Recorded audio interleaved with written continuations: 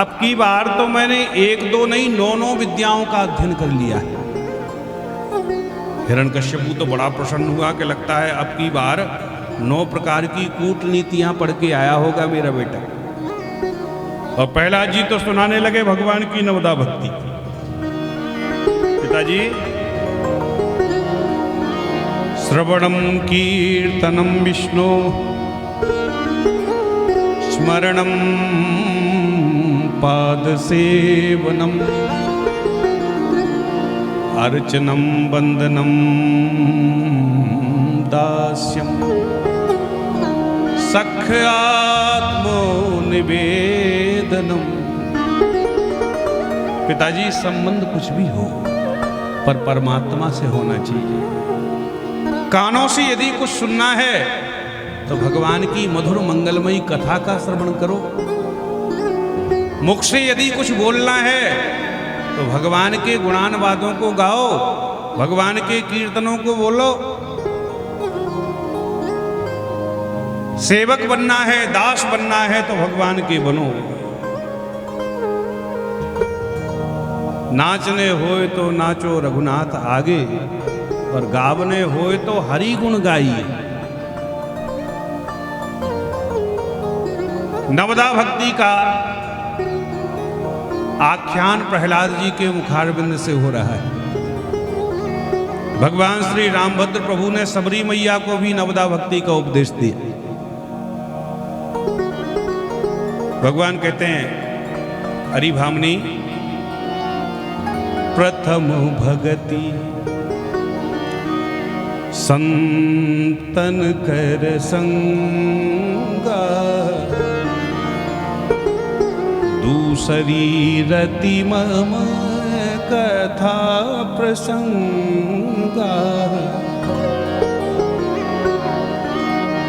गुरुपद पंकज सेवा तीसरी भक्ति अमान, चौथी भगत मम गुण करे कपट तजगान, और मंत्र जाप मम दृढ़ विश्वासा। आ मंत्र जाप मम दृढ़ विश्वासा, पंचम भजन सु वेद प्रकाशा।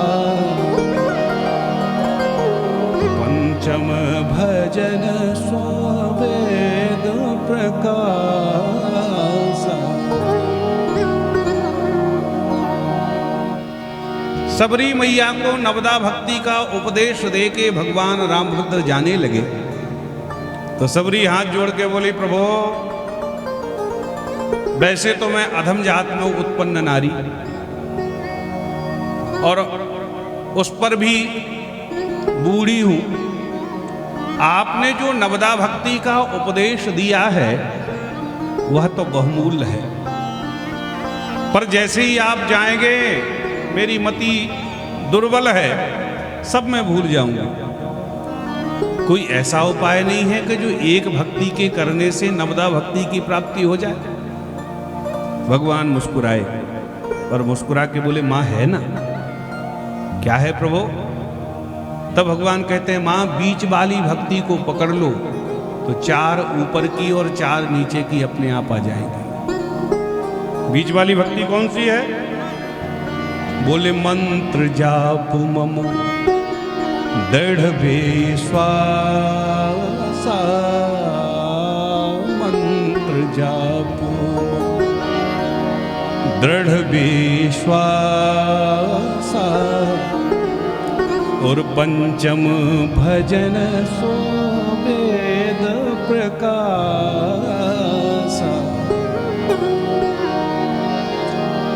पंचम भजन सो वेद प्रकाशा। मंत्र जाप मम दृढ़ विश्वासा।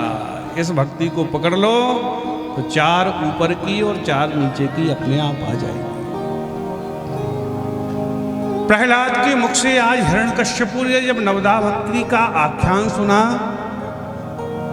अब तो चिंतित होने लगा। लगता है इसका भगवान नाम का रोग तो दिन प्रतिदिन बढ़ता ही चला जा रहा है। और एक बात बताएं, ये भगवान नाम की जो बीमारी है ना, ये छुआछूत की बीमारी है। नगर गांव में 2-4 मालाधारी कंठीधारी हो जाए ना, तो फिर मंडली बनते देर नहीं लगती, है ना। कोरोना की तरह फैलती है बीमारी। तो क्या करें, लाइलाज बीमारी है, वैक्सीन कुछ है नहीं,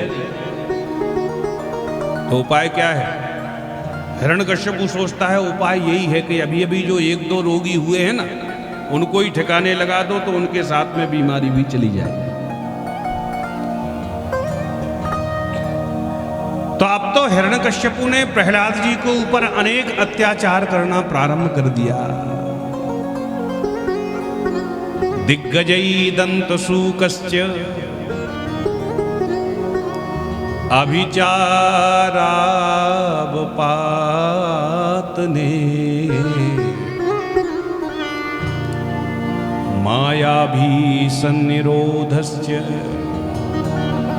गर्दानैरभोजने।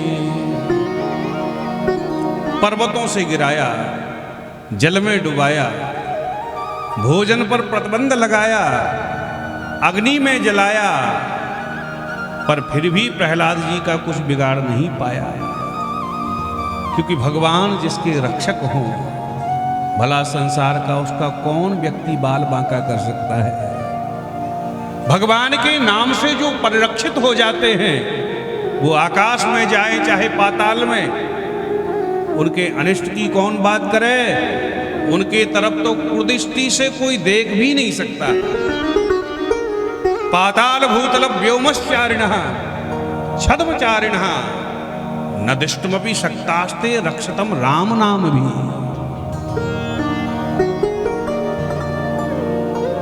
क्योंकि जाको राखे साइया, मार सके नहीं को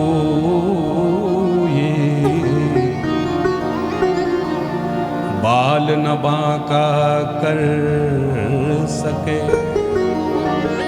जो जग बैरी हो। अनेक अत्याचार करने के बाद भी प्रहलाद जी का जब कुछ नहीं बिगाड़ सका हिरण्यकश्यपु, तो अब तो और ज्यादा परेशान होने लगा। संदामर्ग जी बोले, महाराज एक मौका हमें दें और मैं आपको वचन देता हूं कि इसकी अकल ठिकाने लगा के ही मैं आपके पास में छोड़ूंगा। हिरण्यकश्यपु कहता, ले जाओ मेरी आंखों के सामने से अधम बालक को। संदामर्ग जी लेकर के आए और अब की बार प्रहलाद जी को एक कमरे में बंद कर दिया। अब 2-4-10 दिन तक इसमें बंद रहो, जब अकल ठिकाने आ जाएगी तब बाहर निकालें। अब एक दिन की बात, कुछ आवश्यक काम से गुरुजी को तो जाना पड़ा बाजार। इधर प्रहलाद जी ने अपने मित्र बालकों को पास में बुलाया और बोले, भैया रे आज या कमरे से हमको बाहर निकाल लोगे तो हम एक नया खेल खिलाएंगे। प्रहलाद जी के मित्र बोले, ओरे भैया प्रहलाद, या कमरा ते बाहर में ना निकाल व्यवहार हो तो, क्योंकि हमें गुरुजी से और तुम्हारे पिताजी से बहुत डर लगे। प्रहलाद जी बोले, देख गुरुजी की और पिताजी की चिंता तो मेरे ऊपर छोड़ दो, एक बार बाहर निकालो तो सही। और ऐसी बातें करी प्रहलाद जी ने कि प्रहलाद के मित्र प्रहलाद की बातों में आ गए और कुंडी खोल दी। और जो प्रहलाद जी बाहर निकले, प्रहलाद के मित्र बोले, भैया आप कौन सा खेल खेलेंगे ने बताए। प्रहलाद जी कहते, आज हम आंख मिचौली का खेल खेलेंगे। जानते हो प्रहलाद जी के मित्र बोले ये तो बड़ा पुराना खेल है, सभी जानते भैया। अच्छा बताओ तो कैसे खेल हो जाता? मित्र बोले सारे मित्र छुप जाते हैं, एक सबको खोजता है, और जब नहीं खोज पाता तो वो दोनों हाथ ऊपर उठा के अपनी हार स्वीकार कर लेता है, तो छिपे हुए मित्र सब बाहर निकल आते हैं। प्रहलाद जी मुस्कुरा के कहते हैं मित्रों, बस यही आंख मिचोली का खेल जीवात्मा और परमात्मा के बीच चलता है।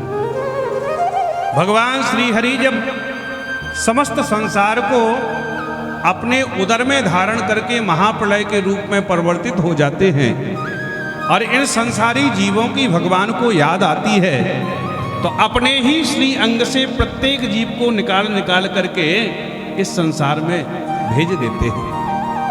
अब इस संसार के कण कण में वह परमात्मा भी तो व्याप्त है, तो हम भी तो उसको खोज निकालें, क्योंकि जब तक हम भगवान को नहीं खोज लेते हैं तब तक ये जन्म मरण का खेल ऐसे ही चलता रहेगा। पुनरपि जन्नम पुनरपि मरणम पुनरपि जन्नी जठरे शयनम। इसलिए भगवान ने यदि मनुष्य शरीर दिया है तो कुमार अवस्था से ही भगवान का भजन करना प्रारंभ कर दो।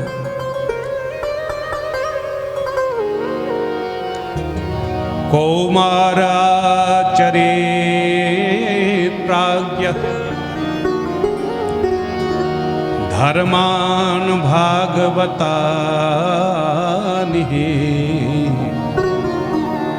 दुर्लभम मानुषम जन्मा तदप्य ध्रुवमर्थदम। मनुष्य शरीर मिला है तो बचपन से ही भगवान का भजन करना प्रारंभ करो, क्योंकि जिंदगी जब तक रहेगी फुर्सत न होगी काम से। जिंदगी जब तक रहेगी फुर्सत न होगी काम से। कुछ समय ऐसा निकालो प्रेम कर लो राम से। आराम की तलब है तो एक काम कर, आराम की शरण में और राम राम कर। तू ना घर घर जा न दर दर जा, तू न घर घर जा न दर दर जा, तू भीतर जा, तू भीतर जा।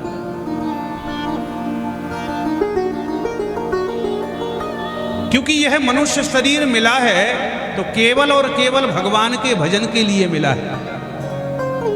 कबहू की कर करुणा नर देही, देत ईस बिनु हेत स्नेही। अहेतु की कृपा करके भगवान ने यह मनुष्य शरीर हमें दिया है। कुत्ता गधा घोड़ा बना देते तो कोई उनके ऊपर मुकदमा थोड़ी होता कि हमको कुत्ता क्यों बना दिया। इसलिए क्षण भंगुर जीवन की कलिका,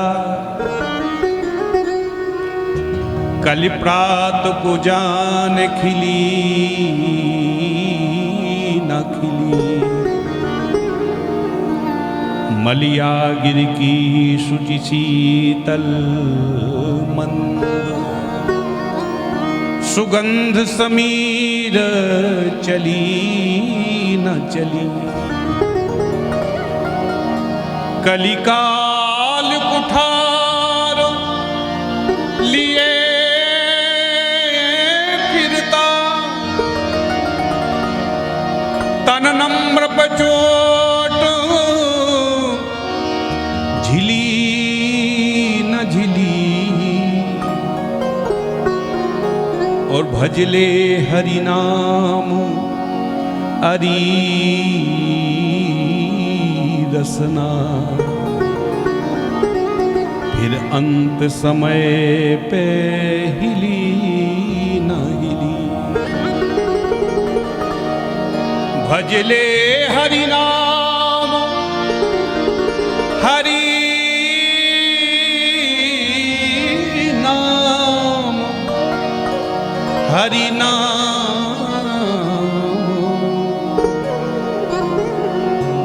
हरि नाम रसना। फिर